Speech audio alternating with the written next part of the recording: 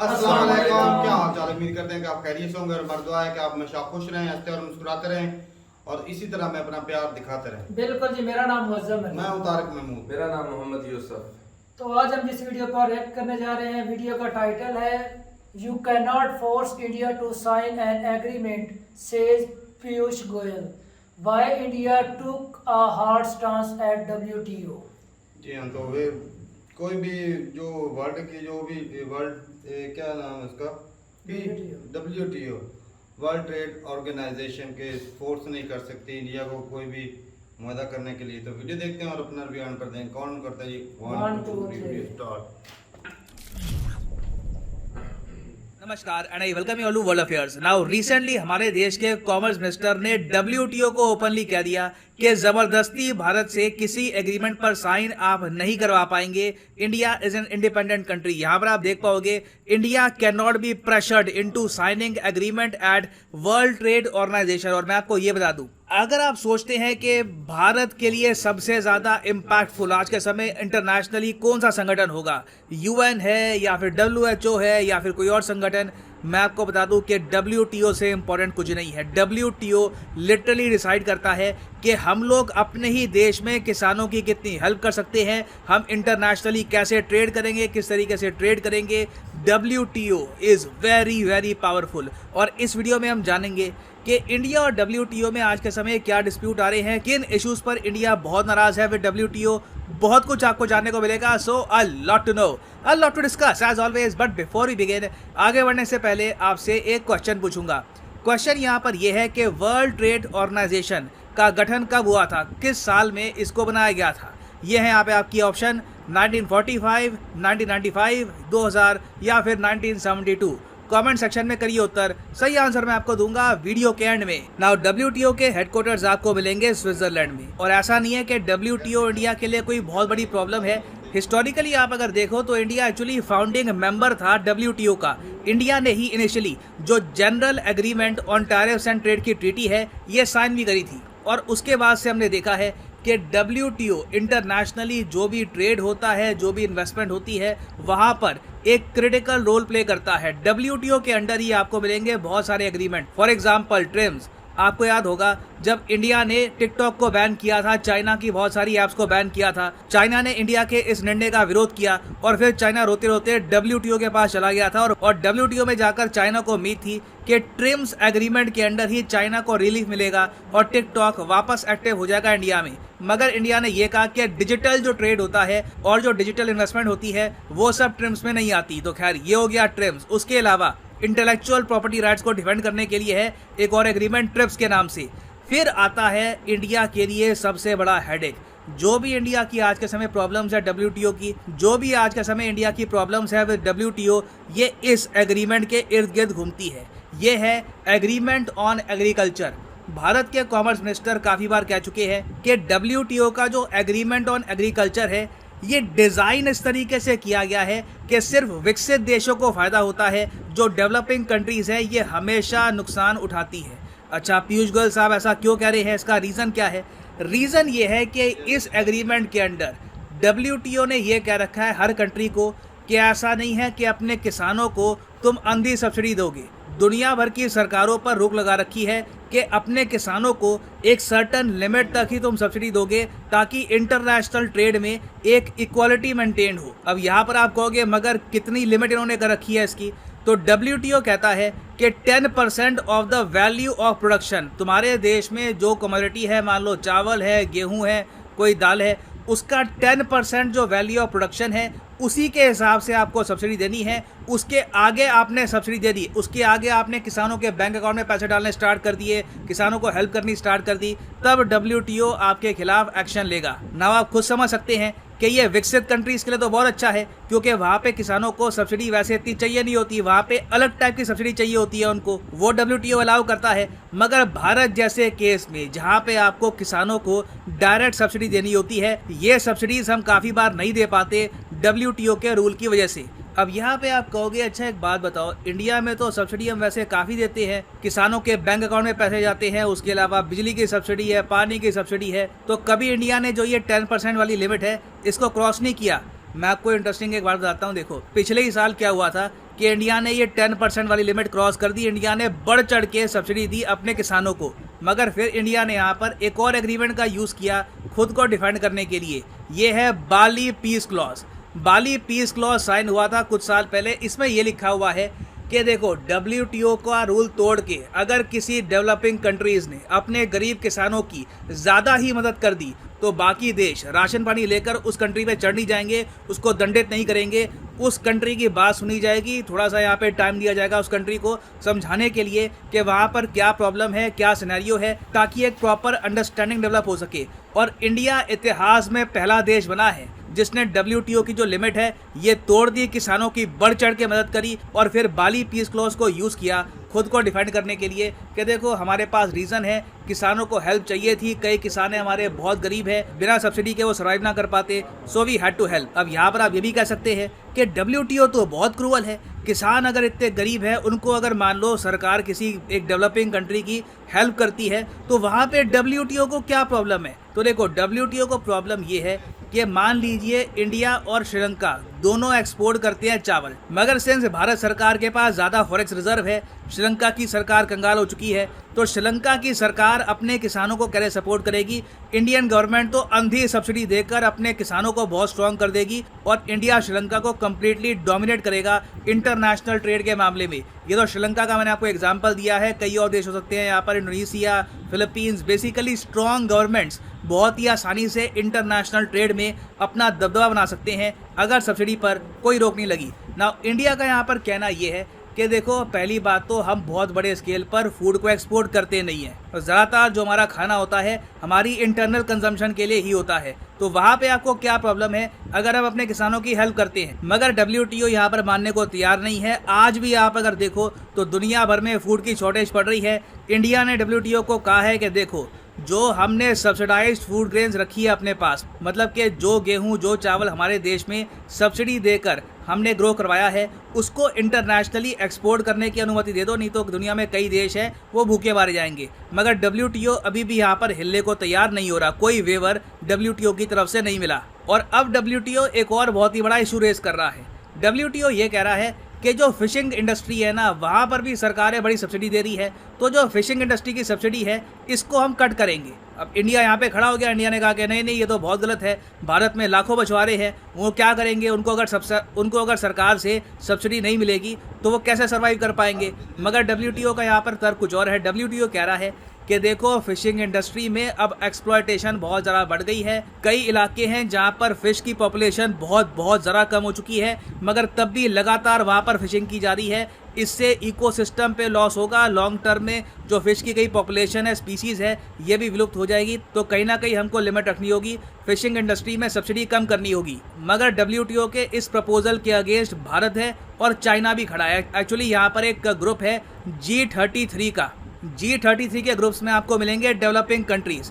ये सब कंट्रीज़ इकट्ठा होकर काफ़ी बार WTO में, सिर्फ WTO में, उसके बाहर नहीं, सिर्फ WTO में जो विकसित कंट्रीज़ हैं जैसे कि USA हो गया, फ्रांस, स्पेन, इटली वगैरह, इन सब के खिलाफ खड़ी होती है और मिल के आवाज़ उठाते हैं कि देखिए हम आपकी बात नहीं सुनेंगे, हमारी भी बात आपको सुननी पड़ेगी। तो इंडिया ने G33 कंट्रीज़ को ये कहा है कि सब लोग इकट्ठा रहो यहाँ पर, चाहे पाकिस्तान हो, चाइना हो, टर्की हो, इंडोनेशिया हो, श्रीलंका हो, ये सारे जो हरे देश आपको दिख रहे हैं, इंडिया ने कहा है कि सब लोग यहाँ पर इकट्ठा मिलकर एक स्वर में आवाज़ उठाओ और जो ये फिशिंग इंडस्ट्री में सब्सिडी कैंसिल करने की बात कर रहा है WTO, ये होने मत देना। और WTO का प्रेशर इतना ज़्यादा है कि हमारे कॉमर्स मिनिस्टर को ये तक बोलना पड़ा कि अगर कल को तुम कोई एग्रीमेंट बना भी देते हो तो ये मत समझ लेना कि इंडिया उस एग्रीमेंट पर साइन करेगा ही। हो सकता है कि इंडिया मना कर दे कि हम इस एग्रीमेंट पर साइन ही नहीं करते, तुम्हारे कहने पर हम अपने किसानों की हेल्प करना बंद नहीं कर देंगे।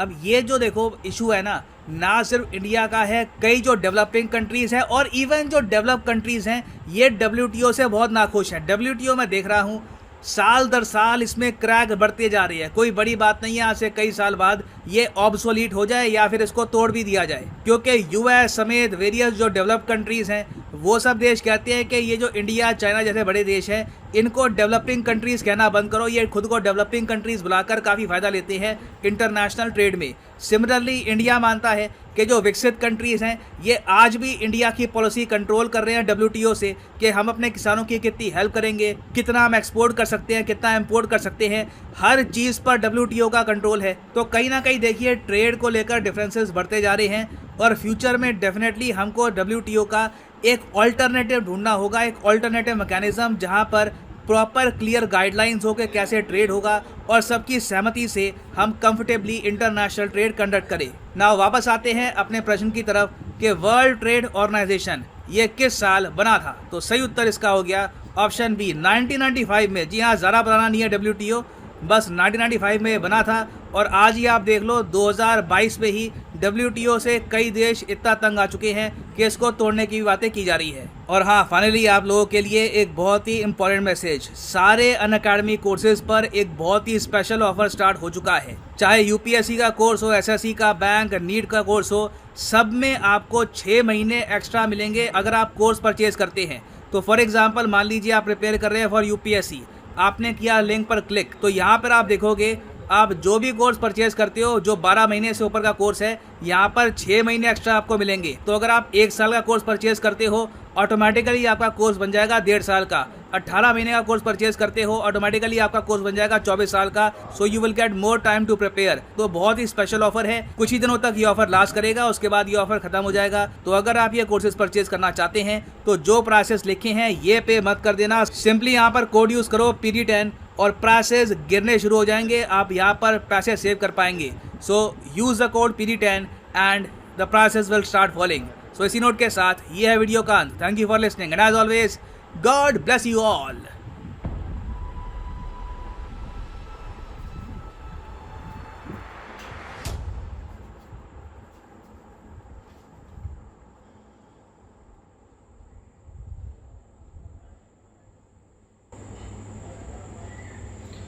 चलें जी, वीडियो ख़त्म हो गई। और WTO जो चाहता है वो चाहता है कि ये जो डेवलपिंग कंट्री है ये डेवलप ना हो जाएं, तो इसलिए जो इनके ऊपर शराइत जो है वो सख्त कर देता है कि अपने लोगों को सब्सिडी ना दें।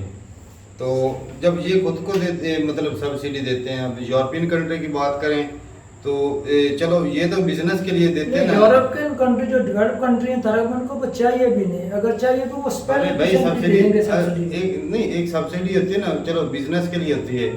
वो जो उनके वेले बंदे होते हैं ना, काम जिनको नहीं मिल रहा था उनको 4-4, 500 यूरो दे रहे थे 1 महीने का।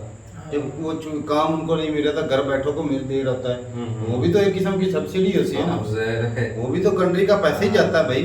और जहाँ पे बात करें सब्सिडी देने की तो नो डाउट कि इंडिया जो है वो सब्सिडी बहुत ज़्यादा दे रहा। अभी हाल ही में गैस के सिलेंडर पे 200 रुपए की सब्सिडी दी है।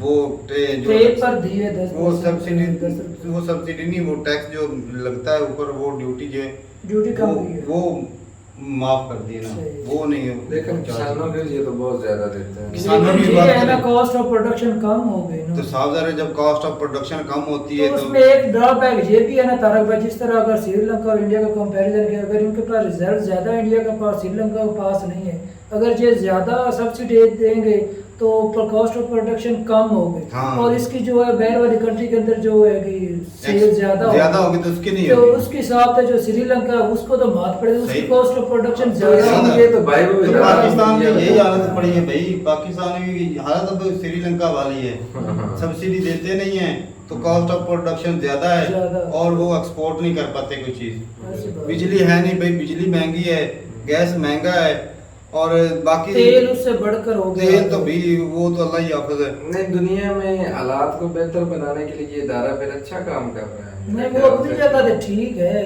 नहीं एक हद तक, लेबर लेकिन देखें अपने मुल्क के लिए तो मतलब ये आइडिया असल में देखो जो एक कंट्री तरक्की याफ्ता है, अगर वो तरक्की कर गए उनके लिए इतनी सख्त शराइत नहीं होती।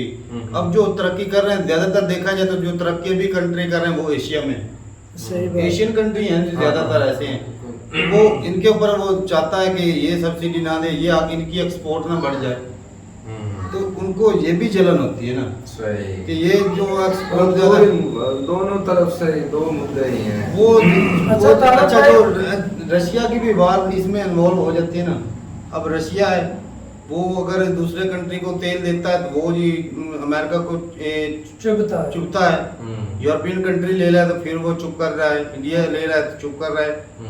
ये होते अपने जो है ना, उनके जो अलाए हैं, वो उनके जो दोस्त हैं, वो अगर खरीदें या वो करें वो ठीक है उनके लिए। अच्छा। अगर दूसरा को करे तो वो जी गलत है, वो जी रूल के खिलाफ है, दुनिया का नुकसान हो रहा है उसमें। फिर तो ये इंसाफ तो ना हुआ। इंसाफ भाई, वो कहते हैं ना जिसकी लाठी उसकी भैंस, तो वो निजाम चल रहा है भाई दुनिया में। सुपर पावर जो कंट्री है तो वो यही तो कर रहे हैं। यूरोपियन यूनियन जो है वो, दूसरा यूके हो गया, ये जो बड़े बड़े ऑस्ट्रेलिया सारे ऐसे ही करते हैं। और इंडिया भाई, वो मैं तो दाद दूंगा ऐसे मिनिस्टर को जिन्होंने उनके दांत खट्टे कर दिए भाई। क्या कि हम साइन ही नहीं करेंगे अगर आप नहीं करेंगे, सही बात है। अब देखें जितनी महंगाई बढ़ चुकी है, पूरी दुनिया में बढ़ चुकी है। एक किसान हो, गरीब किसान हो, वो बेचारा कैसे सरवाइव कर सकता है? उसके पास अगर खाद नहीं होगी, महंगी खाद होगी, तो वो कैसे वो अफोर्ड करेगा? वो साफ ज़ाहिर है गवर्नमेंट सब्सिडी देगी तो वो आसानी से वो अफोर्ड भी करेगा। प्रोडक्शन ज्यादा होगी, कंट्री को भी फायदा है ना। जब ज्यादा से ज्यादा एक्सपोर्ट होगी, ज्यादा से ज्यादा फॉरेक्स से रिजर्व आएगा कंट्री में, तो उससे कंट्री को फायदा होता है। अच्छा, इंडिया ने दरख्वास्त की है WTO को भी, जो गरीब कंट्री जिनके पास नहीं है गंदम, उनको इजाजत दे हमसे वो खरीद ले, लेकिन उस पर ना नजरसानी नहीं की WTO। अब वो मछलियों के ऊपर भी पाबंदी लगा रहा है, देखा जाए तो ये वो भी ठीक है, मतलब किसी तरह से वो ऊपर उठने नहीं दे रहा है।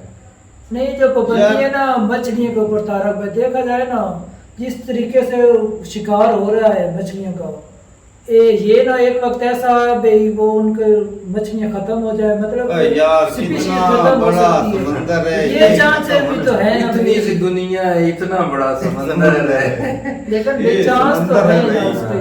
और बाकी जितनी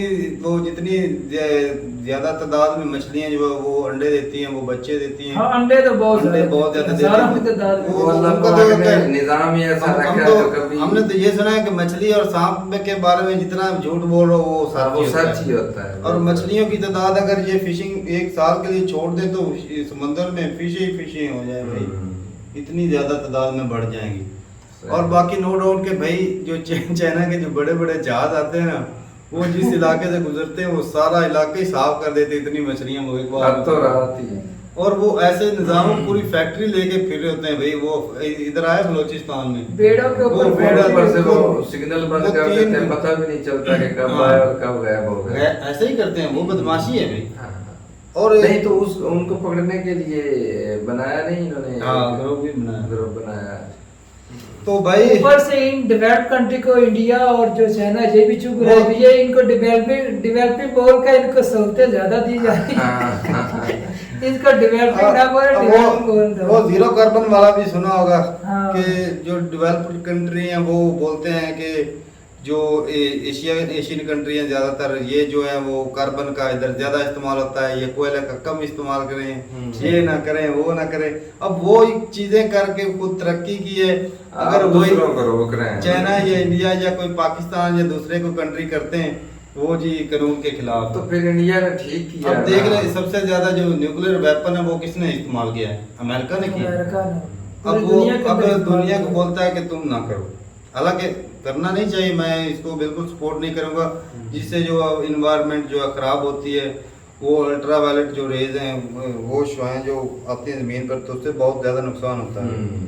सर तारक भाई, एक मेरा क्वेश्चन है इंडियन भाई लोगों से, हमारे यहाँ जो नहरी पानी आता है ना, हम उसका मामला पे करते हैं गवर्नमेंट को, क्या इंडिया के अंदर भी इस तरह की सिचुएशन होती है? वो थोड़ा सा एकड़ के हिसाब से कितना होता है? नहीं होता, थोड़ा सा ही है, तो मामूली सी रकम है, 1500 या 2000 के लगभग होता है। एक साल का नहीं, 6 मंथ का, 6 महीने का, आधे मुरब्बे का, एक एकड़ का तो बिल्कुल ही थोड़ा सा, वो इतना ज्यादा नहीं होता, वो तो थोड़ा सा मेंटेनेंस के लिए। इंडिया के अंदर भी होता है? हाँ होगा, नहरें होती है भाई, नहरें के जो मेंटेनेंस के लिए थोड़ा बहुत जो है होता है खर्चा, तो उसके लिए कुछ ना कुछ गवर्नमेंट के पल्ले भी जाना चाहिए ना जी। तो ठीक है भाई, अपनी राय जरूर बताइएगा कमेंट सेक्शन में कि ये जो पाबंदियां लगाएगा या जो भी ये साइन करवाएगा, इससे कोई इंडिया को फर्क पड़ेगा? मेरे ख्याल में तो नहीं पड़ेगा। वो जब कह रहे हैं कि हम साइन करेंगे ही नहीं। वो दूसरी हाँ। G33 जो कंट्री है उनको भी बोल रहा भैया आप इस पर साइन ना समंदर करें, वाले इसके वहाँ। खिलाफ उठ खड़े हो ताकि डेवलपिंग हाँ, कंट्री को बिल्कुल, डेवलप अगर कर सारे सकें। कंट्री इकट्ठे होके भाई एकजुट होके बात करें तो फिर वजन होगा। अगर एक कंट्री का मुंह अलग होगा दूसरे का अलग हो तो फिर भी कोई रोग वजन नहीं होगा, फिर एक एक करके मारा जाएगा, सारे मारे जाएंगे। तो ठीक है भाई, मिलते नहीं वीडियो के साथ, तब तक के लिए इजाजत दें। अल्लाह हाफिज।